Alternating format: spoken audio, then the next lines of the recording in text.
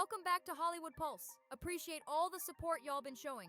Don't forget to hit that subscribe button so you don't miss a single drop. Jim Jones is out here threatening to pull up now, and it ain't just jokes on Nas anymore. The crazy part? Nas barely even knows Jim exists, and when he does acknowledge him, it's with straight disrespect that got Jim losing his mind again. This ain't your regular rap beef, nah. If it was like Jim Jones, imagine put a pen to paper to write about him. Even something nice. Give us something nice about him. How did he do that? What's the first sentence? What the fuck do you mean without him? I'm not anxious to hear the Jim Jones diss record. Like, oh, that ain't the it's like the niggas don't used to have nervous with like B.I.G. Pop, right? Even cannabis, like Eminem, the major time be like, if we go at it, don't let me be hot. You know what I'm saying? What I was saying, Feud making like a Jim Jones, like women. You're like, exactly. That's father. Then why do you want to give him a deserve a game right now? I respect his hustle. I respect his hustle. Jim been holding on to anger that Nas threw away decades ago. Back in the early 2000s, Dipset was dissing Nas on mixtapes, dropping lyrical shots, but Nas didn't even flinch. He barely responded, and when he did, he laughed it off like, who's Jim Jones anyway? That cut deep. That should have ended it right there. But Jim stayed salty all these years. At one point, he even threatened to slap Nas, and now he's out here coming for anybody who don't bow down to his claims of being better. Fans online went wild when Jim actually threatened to pull up on Nas, clowning him for acting like some washed-up rapper begging for clout. This time, his threats blew up in his face. Big time. Folks weren't just ignoring him, they were roasting him hard. Jim always talking about pulling up, but Nas couldn't care less. On his latest visit to the Bag Fuel podcast, Jim bragged that his little comments got Nas trending again, saying, ain't nobody talked about him since Ether. Like, really? I reached out to Nas to actually, Whoa! I'm doing my trying mode shit right now because I really want him to get on this record. No, but he took out a bunch of mutual friends and shit like that. Actually reached out to Nas. I actually sent him the record. I got a response from him, not personally, but through the friends that gave him my number.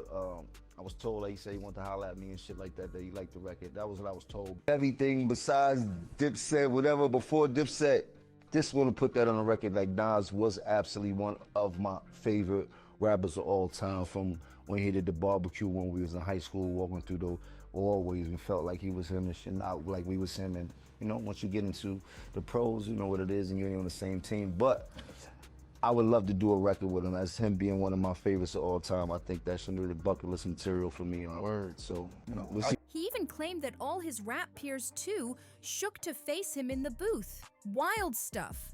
Jim straight up said he's the best rapper of their whole generation. And that's when he started threatening folks again. He pulled out stacks of cash like, yo, Nas or whoever, come see me face to face and put your money where your mouth is? Right now, anyone who the real person. Right now. And it ain't a money thing, but this is here, you heard? If you want to get busy, is there money on the line? Any one of y'all from my era. I care about right now. But nobody's taking the bait. Jim just looking mad out here, turning this whole drama into a clown show. If you missed how it kicked off, here's what went down. Earlier this month on the Joe and Jada podcast, Jim started talking wild about Nas. Fat Joe asked him about a kid on Instagram who said Jim reminded them of Nas, and Jim wasn't having it. He told them to check the Billboard stats if they want to know why he always picks himself over anyone else. He was like, look at them Billboard numbers, trying to flex. But Billboard wasn't letting that slide. They checked the facts and exposed him quick. Yeah, Jimmy boy, you should have never brought this up. Y'all are only 3 years apart, and Nas is just like murdering you. You asked us to look up the stats, and here they are. Like Jim Jones, like you got a couple songs. I mean, like literally, it's a couple. But we're talking about Nas. Let me show y'all Nas's last projects. Nas been getting it in since 2018. Jimmy, when the last time you put out an album? Oh, would you look at that? You have been dropping music. You really been dropping music. But nobody's heard it. Nobody's listening, bro.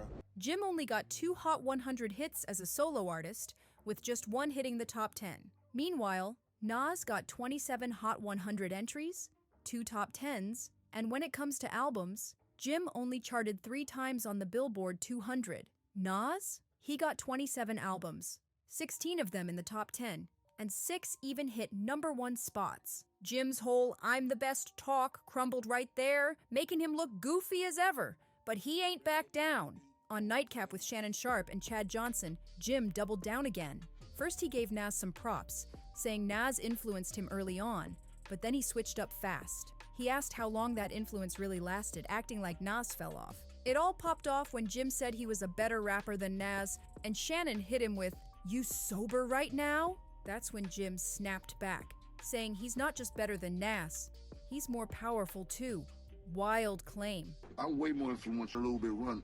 Then Jim brought up their old beef from the early 2000s, saying, "We the ones who went crazy on them," referencing Dipset's 2003 track, "I Really Mean It." Before diving into all that history, Shannon clapped back, saying Nas is way more lyrical than Jim ever was. But Jim ain't budging. He's still daring Nas to step in the booth and prove him wrong. Jim tried to act cool, telling Shannon he wasn't mad. But emotions blew up again when he challenged Shannon to meet him in the gym, claiming Shannon and Ocho only brought him on to boost their ratings. That's when Jim had a full-blown public meltdown, and fans tore him apart online. Shannon clapped back hard, basically telling Jim, "You need us way more than we need you."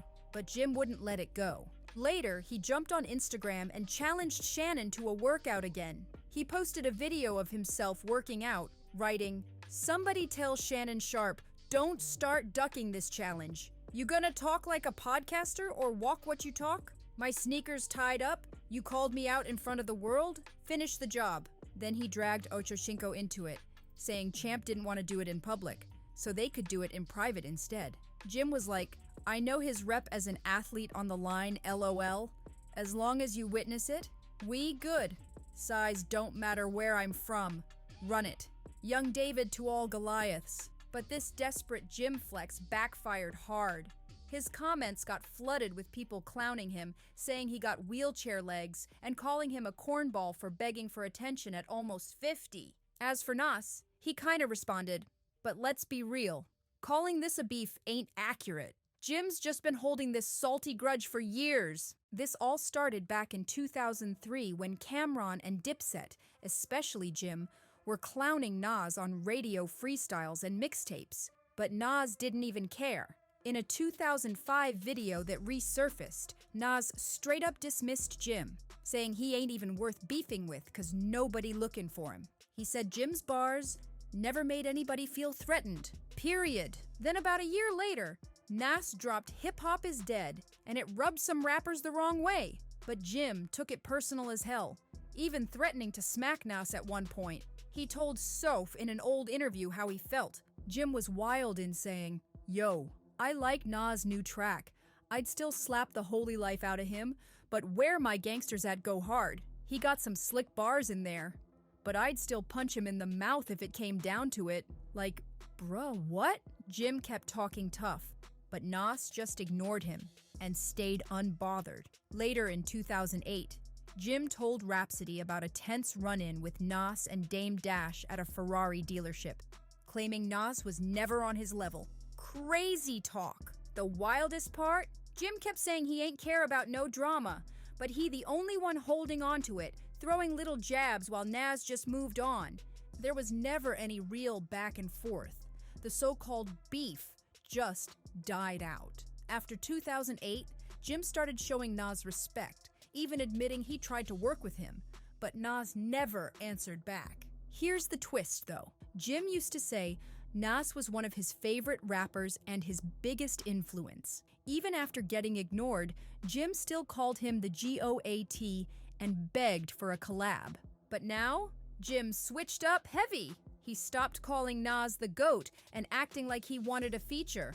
And now he pretends Nas ain't even important, downplaying his whole legacy like it's nothing. I was just like, I'm where I'm at. I'm at the apex of what I do. You heard? So I'm talking about currently. You heard? Currently, nobody from my era really want to get busy or go and get into the booth with me right now, currently. This is a fact, Jack. You heard? If not, they would have stood up a long time ago and holler at me. No wonder folks clowning Jim, saying his worst enemy is that little voice in his head telling him he could ever out-rap Nas. Meanwhile, Nas just chilling, unbothered like always. It's like Jim, that old baller, still trying to get his first ring, while Nas already in the Hall of Fame eating steak with legends. And just when Jim thought he had the upper hand, Nas shut it down without even saying a word. On June 21st, Nas posted a pic of him having dinner with LeBron, Draymond Green, and some powerful black CEOs. The message was clear as day. You can't sit with us. Fans loved it, dropping comments like, "This how you silence a one-hit wonder," and sometimes saying nothing says everything. Real talk. Anyone thinking Nas would stoop to Jim's level don't know him at all. Like Nas said himself, "I don't listen to dudes who never been in my shoes. An eagle sees what a caterpillar can't." If you love this breakdown, don't forget to like, share, comment your thoughts, and subscribe for more raw stories like this. See you on the next one.